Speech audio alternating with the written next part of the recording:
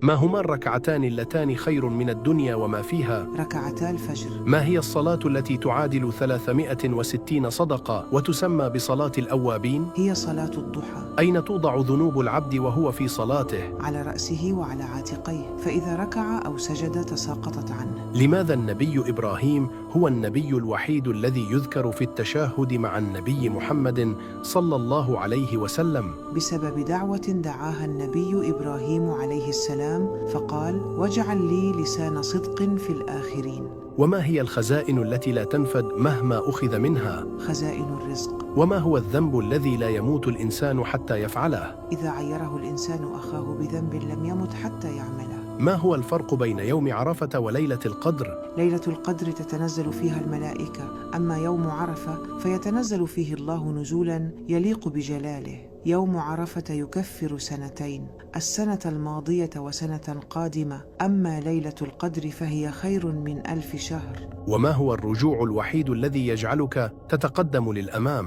هو الرجوع إلى الله. وهل يوجد بشر قبل آدم عليه السلام؟ لا يوجد بشر قبل آدم عليه السلام، لأن آدم عليه السلام هو أبو البشر.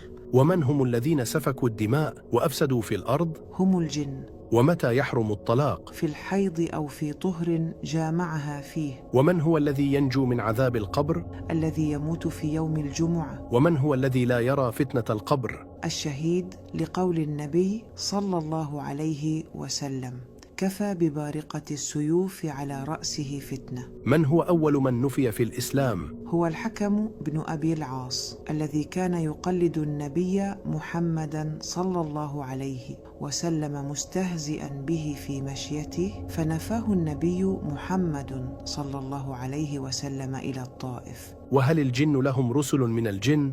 ليس لهم رسل من الجن، بل يجب عليهم أن يؤمنوا بجميع الشرائع التي أنزلت من السماء. وهل موتة الفجأة دليلا على سوء الخاتمة؟ ليس دليلا على سوء الخاتمة، لأن الأصل في الموت أنه يأتي بغتة. وهل هذا القرين يستطيع أن يضل الإنسان؟ نعم، يستطيع أن يضل الإنسان ويريد أن يضله، ولكن بإرادة الإنسان، لأنه ليس له على الإنسان سلطان. وما هو اسم الشيطان الموكل بضياع الصلوات وفسادها؟ هو شيطان يقال له خنزب.